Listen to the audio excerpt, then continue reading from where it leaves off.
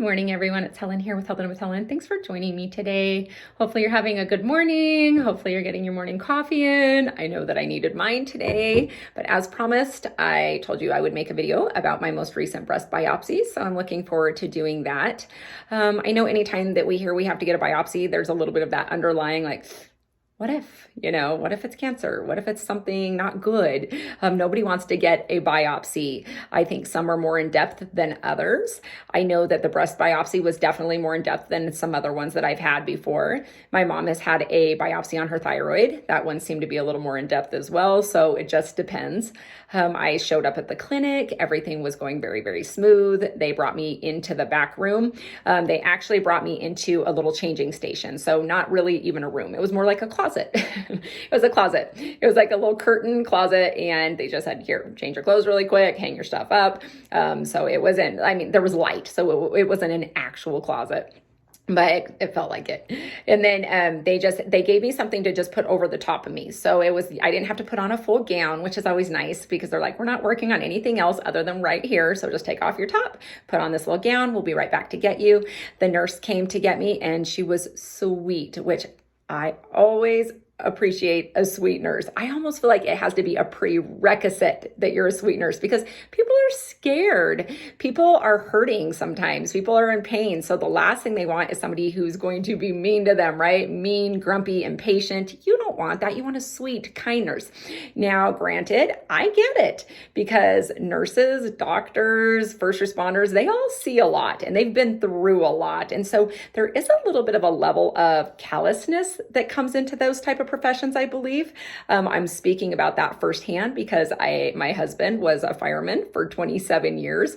And so he had a little bit of that callousness that kind of crept into him as well. And we laugh about it because the person he became probably the most callous with was me. It was me. As I've been going through health things over the years and stuff, we joke, but the thing is it's very black and white. It can be, later on in the years that they've been doing it, because it's like, you'd come in like, you got a pulse, and so if I had a pulse and I had blood flow going, then I was okay. So I could have 5,000 other symptoms. I could be completely miserable, but as long as I had a pulse and I wasn't going to die, I was good. And I'm not joking about this. So it was black, white, no gray. You're going to make it. You're going to be fine. Let's move along here. So the lack of compassion sometimes was there, and that hurt. But you could see why in these particular professions, all of them, first responders, they see so much on a daily basis. And so they really have to kind of go to that a little bit like, okay, are you going to make it? You're not going to die. Okay, moving along. You're okay.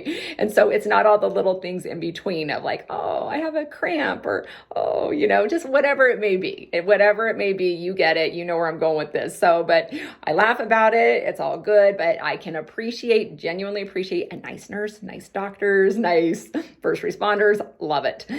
So the nurse calls me back and she's very thorough. We start going through my chart. I love this. And I think we all should love this. It's really good to kind of have a checks and balance system. And usually by the time you get to the point where you're getting a breast biopsy, you've seen quite a few doctors, at this point. So, I've seen my doctor, I'd been out to one hospital, I had talked to a doctor again. Now here I am at a different clinic. And so there's a lot of different eyes and a lot of different people that are looking at things differently on the piece of paper. Well, the nurse and I start going through some stuff, and she starts talking about 9 and 10, these two cysts, because there's 3 cysts on this breast. And 2 of them, well, at first we thought there were 3 benign. Now we know there's 2 benign, but there's one that's no longer benign. So that's kind of what we're dealing with at this point. But she starts talking about 9 and 10. And I'm like, all along, I know for the last 2 months, we've been talking about number 11. So I'm like, 9 and 10, that's not why we're here. So automatically my little radar goes up like, okay, yeah, 9 and 10 are there. But today we're working on 11. That's the only thing I'm concerned about today. But then she was just like, okay, so the 10 o'clock. And so I'm like, well, I think I'm here for the number 11. So she was just like, oh, okay, well, here I'm seeing number 9, 10. And so I go through well, yeah, there is a couple other ones, but we're focusing on 11.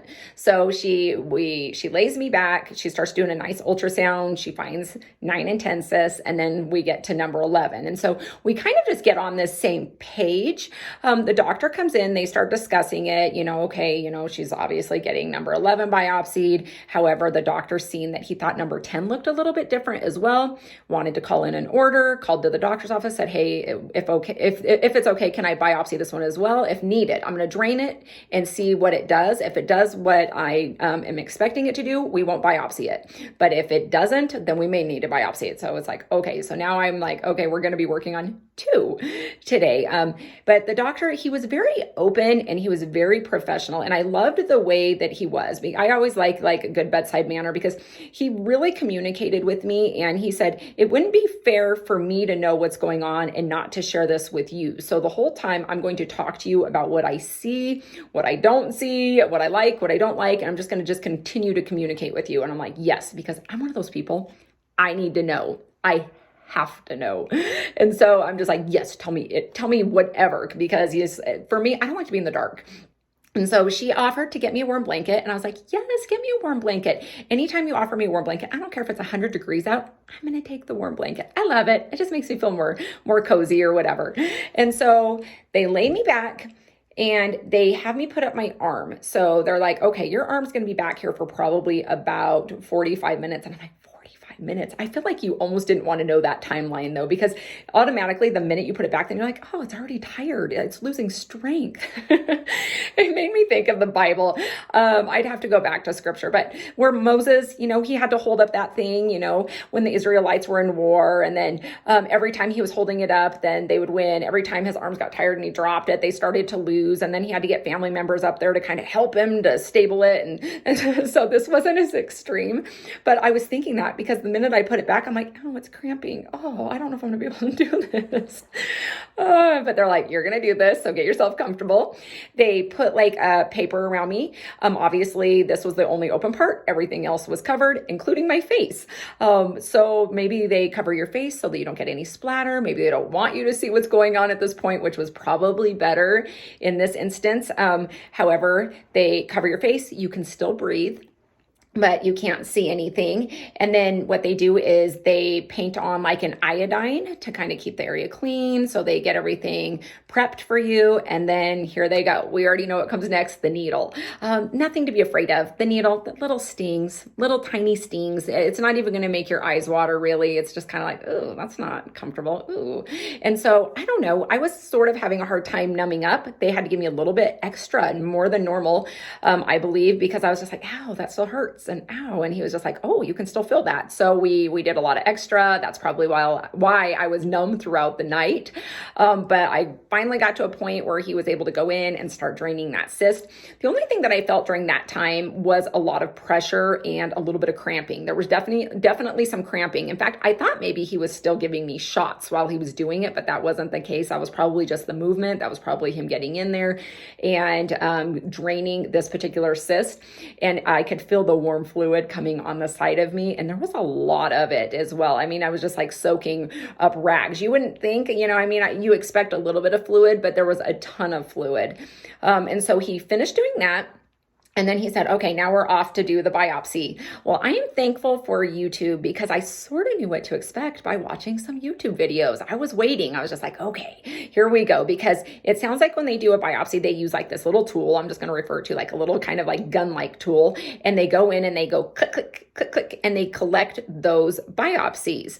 And in the interim of doing that, then they'll also place the marker. So they placed a marker there so that the surgeon, if he needed to, would be able to know where to go and go back to that particular point. So that's exactly what the doctor was doing. So he went in and he said, you're going to hear a loud clicking noise. You're going to hear it and you're going to feel some pressure. And it's exactly as he explained it. So he went click, click, and you could feel like a dull, like, and maybe even a little bit of a bruised feeling. I mean, even being numb, you can could still feel just a little tiny bit of pain. It wasn't comfortable but I wasn't comfortable going into this. You got to understand, I've been having some pain in that area anyway. So it was numb. It wasn't painful, but there was just a little dull pain as he was doing this. He did not only take the 2 biopsies though. I mean, I know a lot of pathologists say just get us 2 good ones.